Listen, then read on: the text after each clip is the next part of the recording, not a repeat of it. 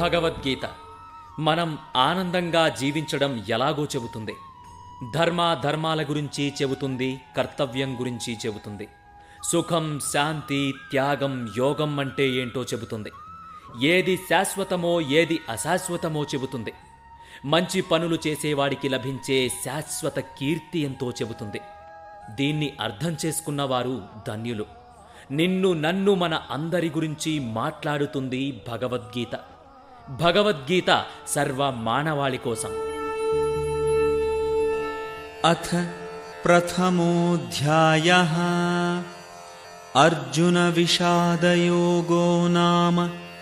సంజయ ఉవాచ దృష్ట్వా తు పాండవానీకం వ్యూఢం దుర్యోధనస్తదా ఆచార్యముపసంగమ్య రాజా వచనమబ్రవీత్. తన పుత్రులు ఎలాగైనా యుద్ధం మొదలు పెడతారనే ధృవీకరణ కోసం ధృతరాష్ట్రుడు ఎదురు చూస్తున్నాడు. ఇది అర్థం చేసుకున్న సంజయుడు ఖచ్చితంగా యుద్ధం జరగబోతోందని, పాండవ సైన్యం యుద్ధానికి సిద్ధంగా సైనిక నిర్మాణంతో ఉందని చెప్పాడు. అంతేకాక దుర్యోధనుడు ఏం చేస్తున్నాడనే దిశగా సంభాషణ విషయాన్ని మరల్చాడు. ధృతరాష్ట్రుని పెద్ద కొడుకు అయిన దుర్యోధనుడు చాలా దుష్ట, క్రూర స్వభావం కలవాడు. ధృతరాష్ట్రుడు అంధుడు అవటం వలన అతని తరపున దుర్యోధనుడు హస్తినాపుర రాజ్యాన్ని తనే పరిపాలించాడు. అతను పాండవద్వేషి. ఎలాగైనా పాండవులను అడ్డు తొలగించి రాజ్యాన్ని అడ్డు లేకుండా పరిపాలించాలని నిశ్చయించుకున్నాడు. తన సైన్యాన్ని ఎదుర్కోగలిగిన సైన్యాన్ని పాండవులు సమీకరించుకోలేరు అని అనుకున్నాడు. కానీ దానికి విరుద్ధంగా జరిగింది. అపారమైన పాండవుల సైనిక సామర్థ్యాన్ని చూసి వ్యాకులతతో ఆందోళన చెందాడు. దుర్యోధనుడు తన యుద్ధ గురువు ద్రోణాచార్యుల వద్దకు వెళ్లడం యుద్ధ పరిణామం గురించి అతనికున్న భయాన్ని తెలియపరుస్తోంది.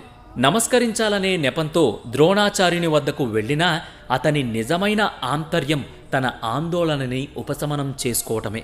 ఈ విధంగా దుర్యోధనుడు తదుపరి శ్లోకంతో మొదలుకొని 9 శ్లోకాలు పలికాడు. ఇదంతా కూడా కురుక్షేత్ర రణరంగమున సైనిక పరిశీలన. పరస్పర విరోధంతో ఇరుసేనలు యుద్ధానికి సిద్ధపడ్డారు. యుద్ధంలో ప్రాణత్యాగం చేయుటకు సంసిద్ధులైన తన సన్నిహిత బంధువులు, గురువులను, మిత్రులను మహావీరుడైన అర్జునుడు ఇరు సేనలలో చూశాడు.